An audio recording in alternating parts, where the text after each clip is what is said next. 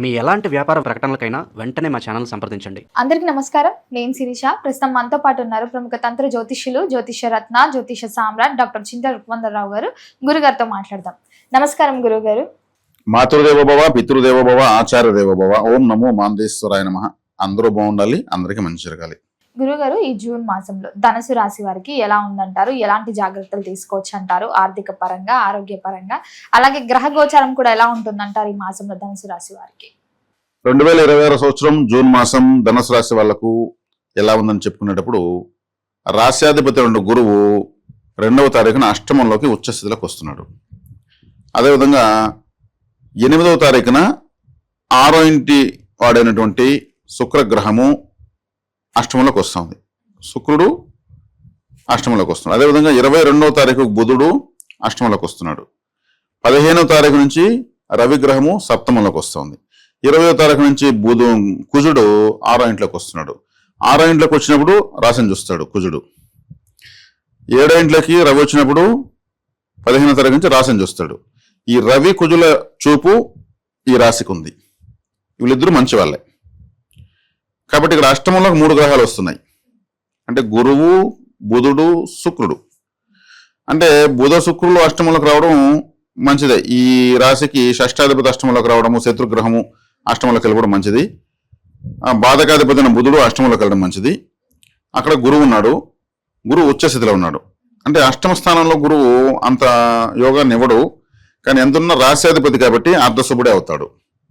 స్థానాధిపత్యం రీత్యా పూర్ణ శుభుడు కాలేడు.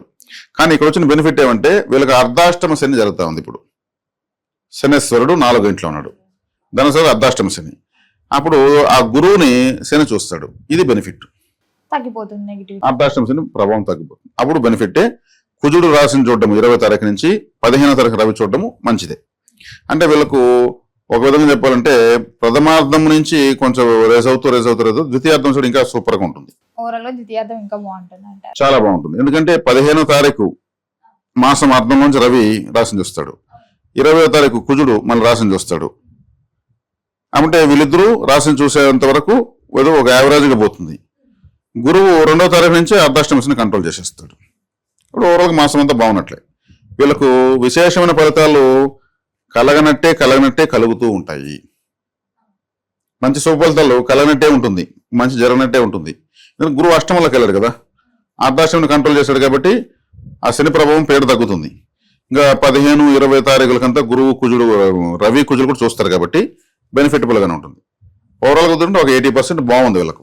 ఏదో ఒక 20% జనరల్, అది పట్టించుకోవాల్సిన అవసరం లేదు. ఈ రాశి మామూలుగానే పితృరాశి, అంటే మేషం నుంచి 9వ రాశి. రాశిని రవి చూసాడంటే పితృదోషం ఉంటుంది. ఎప్పుడు కానీ ఎవరి రాశిలో రవిగ్రహం ఉన్నా, రాశికి 9వ రాశిలో 9 రవిగ్రహం ఉన్నా,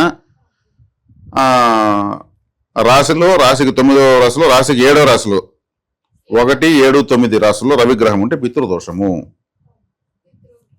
5వ రాశిలో రాహు ఉన్న పితృదోషము.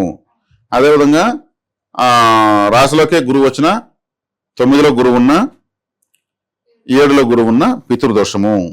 గురువుకు సంబంధం ఏంటి అనుకోవచ్చు. అదొక పెద్ద విశ్లేషణ ఉంది. గురువు కాలపురుషుడికి 9వ రాశికి అధిపతి, అంటే పితృరాశికి అధిపతి గురువు ధనస్సుకి. కాబట్టి ఆయన మళ్ళీ పితృస్థానంలోకి వెళ్తే పితృదోషం వస్తుంది.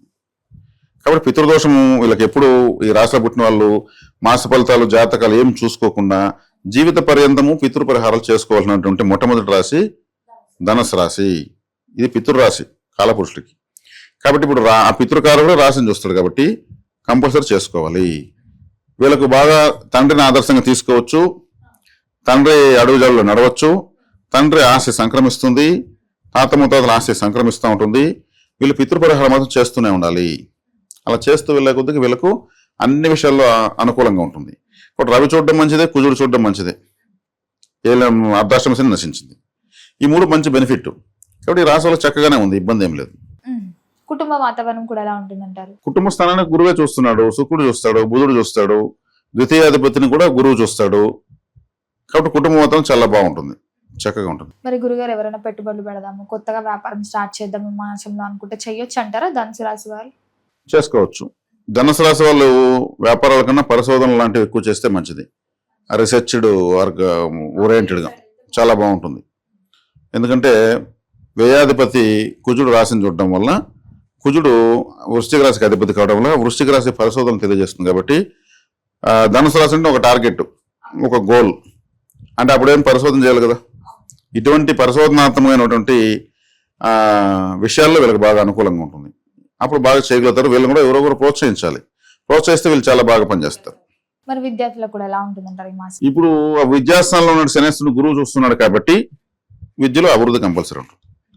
ఎందుకంటే 4వ స్థానంలో శని ఉన్నప్పుడు ఈ రాశి లేదా లగ్నం వాళ్ళకు విద్యాస్థానంలోనే శని ఉండడం వల్ల ఆలస్యం, ఆ మార్కులు తగ్గిపోవడము ఇవన్నీ జరుగుతాయి. దానికి ఇప్పుడు గురువు సపోర్ట్ ఎక్కువ వచ్చింది కాబట్టి ఆటోమేటిక్గా ఇంకా పుంజుకుంటారు. మరి ఆరోగ్యపరంగా ఎలా ఉంటుందంటారు? ఆర్థిక పరంగా కూడా ఎలా ఉంటుంది? ఆరోగ్యం బాగానే ఉంటుంది. రవిగ్రహం ఆరోగ్యం భాస్కర ఇచ్చేది అంటాం కదా, ఆరోగ్యానికి కారకుడు సూర్యుడే. అందుకే తెల్లవారితో ఎండకొనండి, సాయంత్రం వ్యాయామం చేయండి, మార్నింగ్ వాకింగ్ చేయండి అంటుంటారు. రవి డైరెక్ట్ గా లగ్నం చూస్తుంది కాబట్టి, రాశిని చూస్తుంది కాబట్టి ఆరోగ్యం చక్కగా ఉంటుంది. మరి రైతులకు కూడా ఎలా ఉంటుందంటారు ఈ మాసంలో? రైతులకు సంబంధించి తీసుకుంటే శని శ్రామికుడు, కర్మకారకుడు కాబట్టి 4వ ఇంట్లో ఉన్నాడు కాబట్టి రైతులకు బాగానే ఉంటుంది. ఓవరాల్ గా అన్ని రాశుల వాళ్ళకి రైతులకు బాగుంటుంది. ఎందుకంటే గురువు జలరాశిలోకి వచ్చి జలరాశిలో ఉన్నటువంటి శనేశ్వరం చూస్తున్నాడు కాబట్టి. వ్యవసాయం అంటేనంటే చంద్రుడు, శని, కుజుడు వీళ్ళు వస్తారు. దానికి గురుబలం తోడైందంటే అద్భుతంగా ఉంటుంది. ఆర్థిక పరంగా ఎలా ఉంటుందంటారు? మరి ఆర్థికంగా చెప్తున్నా కదా, మాసాంతం నుంచి మాస ప్రారంభం నుంచి వీళ్ళకు ఏమి జరిగినట్టే అన్ని బాగానే ఉంటాయని చెప్పాను. ఓవరాల్ గా లాస్ట్ ఫైనాన్షియల్ బాగుంటుంది. మరి ఈ మాసం మొత్తం ఏ దైవారాధన చేస్తే బాగుంటుంది? వీళ్ళు ఈ మాసం మొత్తం పితృపరిహారం చేయాలి.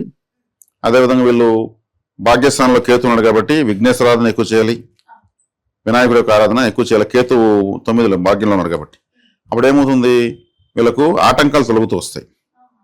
వీళ్ళకి రావాల్సినటువంటి ధనానికి కావచ్చు, పంట దిగుబడికి కావచ్చు, దేనికైనా కావచ్చు. ఆ భాగ్యం అనే స్థానంలో కేతు ఉన్నాడు కాబట్టి విఘ్నేశ్వరుని ఆరాధించడం వల్ల చక్కగా ఇది పోతుంది. భాగ్యస్థానం అంటే పూజా గది కాబట్టి ఈ పూజరంలో ఆదివారం రోజు కొబ్బరికాయ సమర్పించవచ్చు. మరి గురుగారు ఈ మాసంలో వీరు దేని పట్ల జాగ్రత్తగా ఉంటే ధనుసు రాశి వారికి బాగుంటుంది అంటారు? దేని పట్ల జాగ్రత్త తీసుకోవాలన్నప్పుడు వీళ్ళు అష్టమ స్థానంలో బుధుడు, శుక్రుడు, గురువు ఉన్నారు. డబ్బులు వృధా ఖర్చు పెట్టకుండా ఉంటే మంచిది. అంటే వృధా ఖర్చు అంటే వీళ్ళు పెట్టకుండా కంట్రోల్ అయినా కానీ ఏదన్నా పెట్టవలసి ఎవరికైనా ఇవ్వవలసి వస్తుంది. అష్టమ స్థానానికి వెళ్ళిపోయాయి కదా 3 గ్రహాలు. ధనకారకులు ఇద్దరు అష్టమ స్థానంలో ఉన్నారు. ఇప్పుడు అష్టమ స్థానం అంటే హాస్పిటల్, ఏదైనా వైద్య ఖర్చులకు వీళ్ళకే ఏమి రాకపోయినా ఇంకెవరైనా హెల్త్ ట్రబుల్ ఉందండి కావాలి ఖచ్చితంగా అడిగితే వీళ్ళకి ఇచ్చే తీరాలనుకున్న వాళ్ళు ఎవరైనా వీళ్ళకి రావచ్చు. అయ్యో హాస్పిటల్ ఉన్నారంటున్నారు, మనం ఇవ్వాల్సిందని చెప్పి వీళ్ళు లేకపోయినా ఏదో చేసి ఇస్తారు. ఇటువంటివి వస్తాయి జనరల్. ఇది దాని పట్ల జాగ్రత్తగా ఉంటే బాగుంటుంది. మరి గురుగారు జూన్ మాసం ధనుసు రాశి వారికి ఎలా ఉంది, ఎలాంటి జాగ్రత్తలు తీసుకోవాలో తెలియజేసినందుకు ధన్యవాదాలండి. ధన్యవాదాలు.